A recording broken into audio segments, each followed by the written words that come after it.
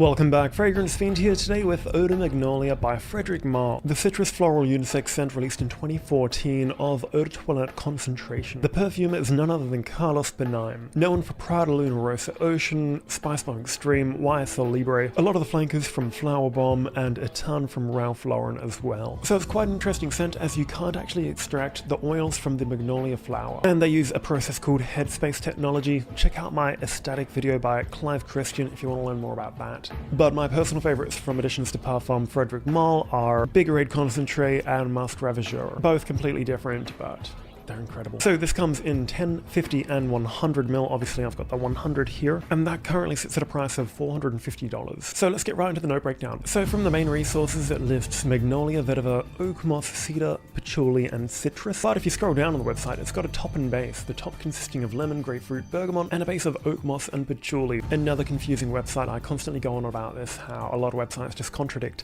the notes in it, and then it'll have the note breakdown with completely different things. Nothing too much to say about the bottle. Obviously it pays homage to Carlos Benign written up the top there. The first brand to ever put the name of the perfumer on the front of the bottle. So let's give it a spray.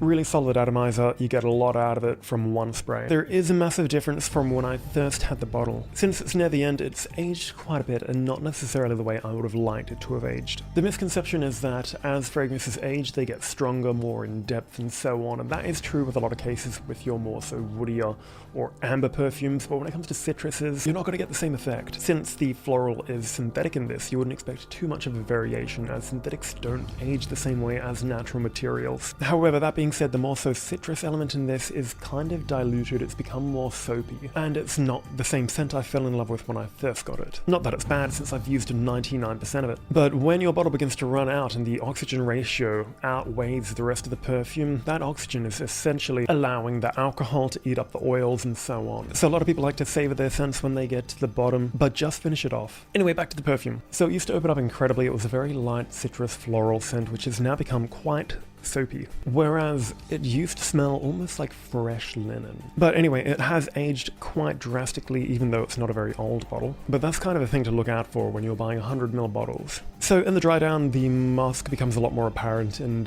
it's not like its old clean white musk it used to be. I think it'll be interesting in about a year's time I go back to bottles I reviewed when they were full and do a second review of what they've become over the years. So yeah, back to when I bought it, I do recall that it just smelled very genderless, very neutral. Anybody could wear it, but with the way it's aged, and I store my bottles very appropriately. That being said, it smells a lot more feminine and a lot more mature, and I think it's because they did use obviously genuine citric elements such as bergamot, which is a lot more easier to get your hands on authentic citruses than it is for florals. So my assumption is that the bergamot has essentially just evaporated over time, leaving those synthetic dirty florals. With all that being said, it's always been an okay scent, not one I've necessarily fallen in love with, but it's just one of those scents that's easy to pick up on a hot summer day where you don't really want to put too much effort into thinking about what am I going to wear today. Which brings me to the next point, which is performance, which is very underwhelming. I can't really argue because eau de toilettes are generally recommended to last around 5 hours, even though I know a bunch of eau de toilettes which can last upward of 12 hours. For the scent DNA though, it sounds about right, and it delivers kind of what it claims. The only reason I've gotten through it so much is because I have needed to overspray it. I will generally do 8 to 10 sprays, which works out to be quite expensive when you're paying $450 for a 100ml bottle. So all up, from the beginning to now, it's a scent that's always lent, I guess, a little more feminine from my nose, with a bit of a masculine undertone, but it's not really one I'd suggest to your typical guy any day of the week unless they did like a bit of a floral in their fragrance. It's mature, sophisticated. If you like your florals, or Magnolia specifically, you'll probably love it. So it does have quite a limited audience. It's definitely not blind buy safe nor a recommended gifting fragrance. You're not going to get much mileage in winter either. It's purely more of a summer spring scent. So in all, even though it's a very high quality scent, it's not necessarily a very complex scent. Limited wearage, high price point, performance is underwhelming, so I'm just gonna have to give it a 3 out of 10 unfortunately. I absolutely love Frederic Malle though. I think they're a brilliant brand which outputs a lot of interesting scents, but this one today is a bit of a miss for me. When it comes to reviews, I'm very honest with what I critique, and a lot of it is personal as well. And when there's a fragrance I'm passionate about, you bet I'm gonna love it, and I'm gonna tell everyone, except the ones I gatekeep. But on this channel, I've literally only touched the tip of the iceberg of the fragrances I love, so you'll be seeing plenty more of that shortly. And once again, thank you so much for the comments. I appreciate feedback. I've seen a few people ask for longer videos or appreciate my longer videos, even though a lot of my metrics seem to suggest that most people view about 1.5 minutes,